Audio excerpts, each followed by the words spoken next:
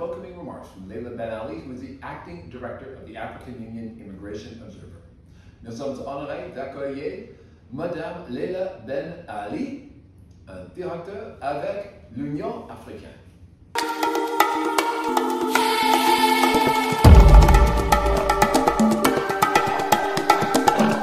Honorable representative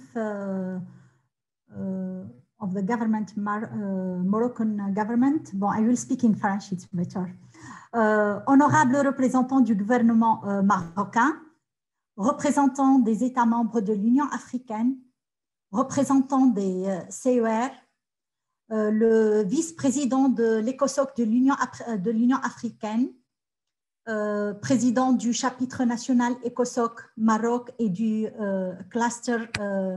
ressources humaines, sciences et technologies, représentant de Marita Holding Group et Next Change Group, représentant des organisations africaines et internationales, partenaires de développement et du secteur privé, tout protocole respecté, mesdames et messieurs. Au nom de la Commission de l'Union africaine et en mon nom personnel, je souhaite à vous tous et toutes la bienvenue à ce sommet virtuel de la Semaine africaine de la blockchain 2021. Ce sommet et cette initiative conjointe co-organisée par Marita Holding Group et Next Change Group en collaboration avec le chapitre national ECOSOC Maroc et le cluster ressources humaines, sciences et technologies dans le cadre de leur partenariat pour contribuer au renforcement des capacités des États membres de l'Union africaine en matière des innovations futures et des transformations numériques. Mesdames et messieurs, la pandémie de Covid-19, comme vous le savez, a imposé de lourds coûts humains, financiers, économiques et sociaux à l'Afrique. Mais la crise a créé également une opportunité de réexaminer les priorités budgétaires et de politique économique du continent, de renforcer les secteurs sanitaires et sociaux. L'Afrique présente une mer d'opportunités économiques dans pratiquement tous les secteurs. Et la structure démographique jeune du continent est une énorme opportunité en cette ère numérique et par conséquent, la nécessité pour l'Afrique de faire du développement socio-économique numérique une haute priorité. La transformation numérique est un moteur de croissance innovante, inclusive et durable. Les innovations et la numérisation stimulant la création d'emplois et contribuent à lutter contre la pauvreté, à réduire les inégalités, à faciliter la fourniture de biens et de services et à contribuer à la réalisation de l'agenda 2063 et des objectifs de développement durable. De plus, l'Afrique a moins de défis hérités à relever et adopter donc des solutions numérisées plus rapidement par nécessité. Pour l'Afrique, le moment actuel offre une opportunité de saut. Les technologies d'aujourd'hui indiquent l'ampleur et la vitesse à laquelle la technologie transforme les secteurs socio-économiques traditionnels. Reconnaissant les efforts des dirigeants du continent pour prioriser et accélérer la transformation numérique et s'appuyant sur la vision de nombreux dirigeants africains, les pays africains sont prêts pour une stratégie globale de transformation numérique pour guider une réponse commune, coordonnée pour récolter les bénéfices de la 4e révolution industrielle. Sur la base des décisions du Conseil exécutif de l'Union africaine relatives au TIC 1, aussi la résolution de la CEA sur l'initiative pour la société de l'information en Afrique et la réunion du Conseil d'administration de Smart Africa, tenue en marge de la 32e Assemblée des chefs d'État et de gouvernement de l'Union africaine, qui a souligné la nécessité pour que le secteur d'éthique dirige le processus. La Commission de l'Union africaine a entrepris d'élaborer une stratégie globale de transformation numérique pour l'Afrique en collaboration avec la CEA, Smart Africa, ODA-NEPAD, les communautés économiques régionales, la Banque africaine de développement, l'Union africaine des télécommunications, la Fondation pour le renforcement des capacités en Afrique, l'Union internationale des télécommunications et la Banque mondiale. La stratégie de transformation numérique pour l'Afrique pour la période 2020-2030 s'appuie sur les initiatives et les cadres existants tels que l'initiative politique et réglementaire pour l'Afrique numérique, PRIDA, le programme de développement des infrastructures en Afrique, PIDA, la zone de libre-échange continentale africaine, ZLECAf, les institutions financières de l'Union africaine, le marché unique Afrique du transport aérien, SAETM, et la libre circulation des personnes pour soutenir le développement d'un marché unique numérique pour l'Afrique. Dans le cadre des priorités de l'intégration de l'initiative Smart Africa, a fait à la création d'un marché unique numérique en Afrique sa vision stratégique. Cette stratégie a pour vision d'établir une société et une économie inclusive en Afrique qui améliore la qualité de vie des citoyens africains, renforce le secteur économique existant, permette sa diversification et son développement et assure aussi l'appropriation continentale avec l'Afrique en tant que producteur et pas seulement un consommateur dans l'économie mondiale. Elle a pour objectif d'exploiter les technologies et l'innovation numérique pour transformer les sociétés et les économies africaines afin de promouvoir l'intégration de l'Afrique, générer une croissance économique inclusive, stimuler la création d'emplois, briser la fracture numérique et éradiquer la pauvreté pour le développement socio-économique du continent et assurer l'appropriation par l'Afrique des outils modernes de gestion numérique. Le secteur critique du commerce et des services financiers examine le développement d'un marché numérique robuste, caractérisé par une qualité accrue de l'inclusion financière, une concurrence loyale et une protection avancée des consommateurs avec comme principaux domaines d'intervention le commerce numérique et les services financiers. Le ZLECAf est un marché de 1,2 milliard de consommateurs qui atteindra 1,7 milliard d'ici 2030, avec un PIB combiné de 2,5 billions de dollars américains, mais équivalent à 6,4 billions de dollars américains en termes de parité de pouvoir d'achat. L'intégration de l'Afrique à un marché numérique unique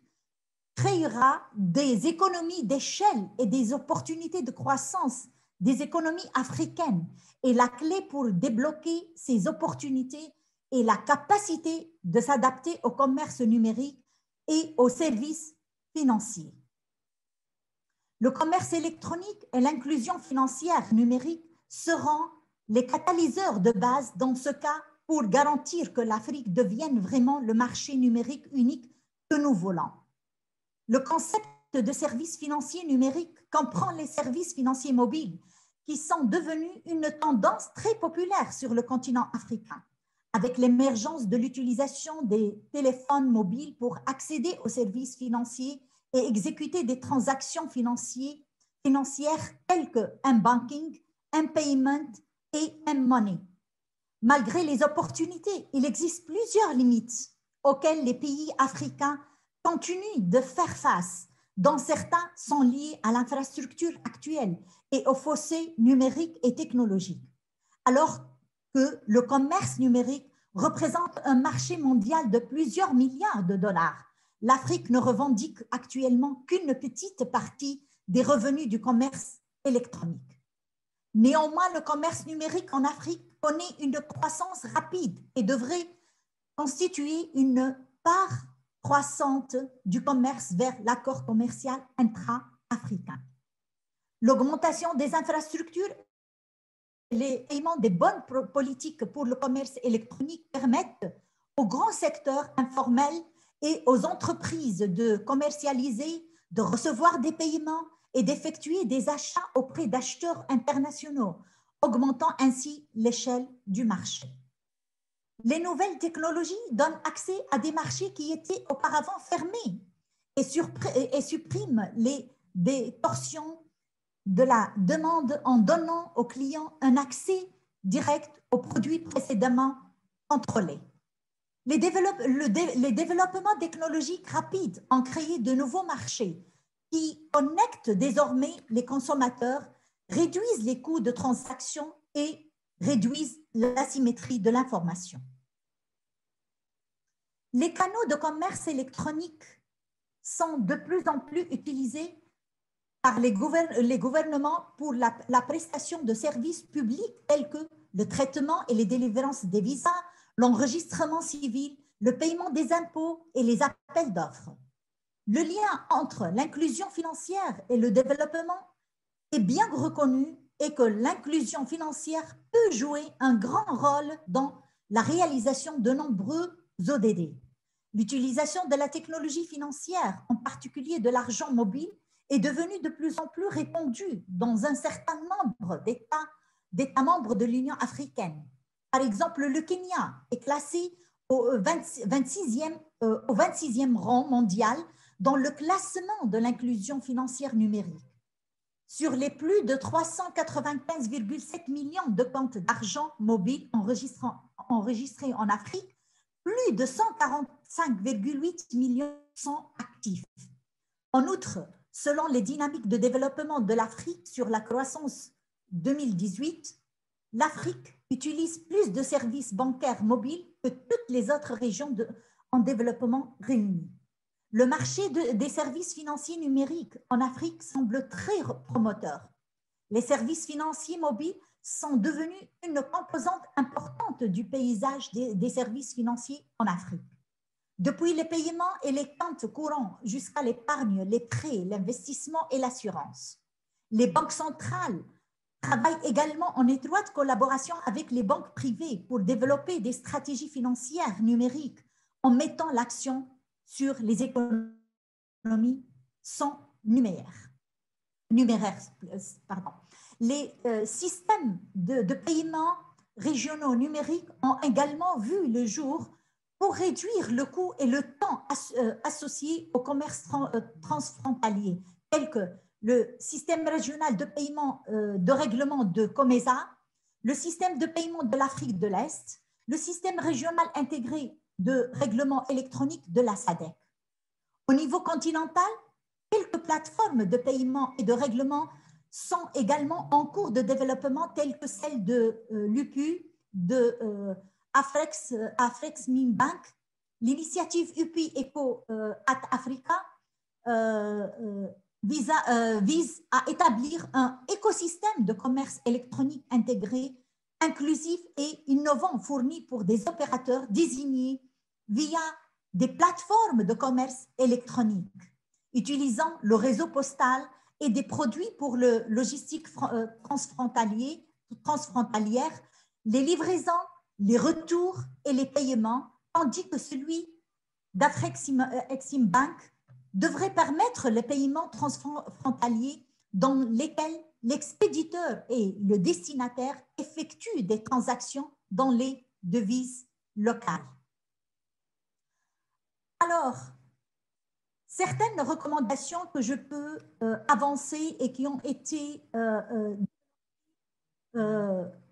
et des actions proposées pour la mise en œuvre de cette stratégie de transformation numérique, surtout pour promouvoir l'intégration intra-africaine dans le commerce numérique pour obtenir une plus large participation des entreprises au commerce électronique national, régional et international à travers une société numérique inclusive, s'étendre aux personnes sous-bancarisées et non bancarisées. Il faut favoriser le développement du commerce numérique transfrontalier prôné dans le projet de stratégie et doit être conçu au moins dans un premier temps dans un cadre intracontinental afin qu'il contribue à promouvoir la complémentarité des économies africaines réduire les obstacles au commerce numérique transfrontalier et à l'accès au marché en soutenant les efforts de l'Afrique pour établir un marché unique numérique continental conformément à l'accord de libre-échange continental qui vise à éliminer les obstacles juridiques et techniques au commerce. Aussi, développer un cadre réglementaire favorable au commerce électronique au niveau continental, y compris des règles communes pour la protection des consommateurs, permettre l'intégration régionale et continentale des marchés africains, des données par les BI, des normes ouvertes, tout en tenant compte du fait que la sécurité et la mise en niveau régulière de ces outils doivent être garanties, développer et améliorer l'environnement réglementaire qui est très important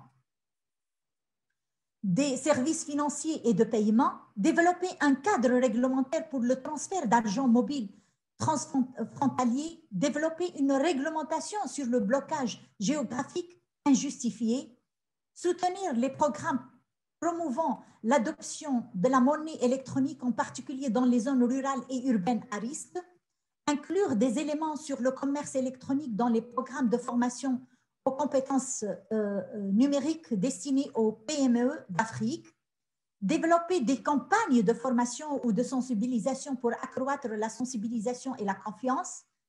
éduquer les consommateurs africains sur les avantages des services bancaires en ligne, des achats et de certaines règles de sécurité de base sera un facteur clé pour favoriser l'adoption par les consommateurs, analyser les problématiques liées à la livraison de colis et proposer des solutions basées sur la coopération régionale,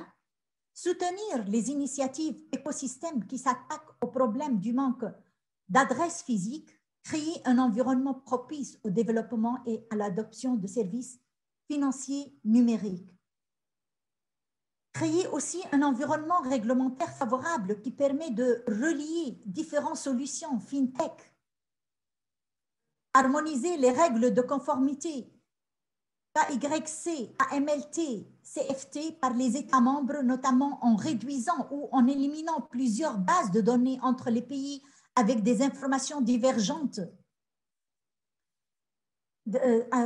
et développer des forums nationaux et régionaux pour favoriser le dialogue public et privé autour de la politique et de la réglementation de la finance numérique, renforcer les protections de consommateurs financiers en ce qui concerne la divulgation et la transparence, les prix responsables, la confidentialité des données et le règlement des différentes. Établir des stratégies aussi d'inclusion financière régionale et nationale à l'avant-garde de la technologie,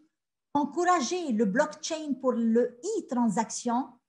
encourager la création d'un espace de paiement unique en Afrique pour renforcer le commerce, les transferts et les investissements transfrontaliers,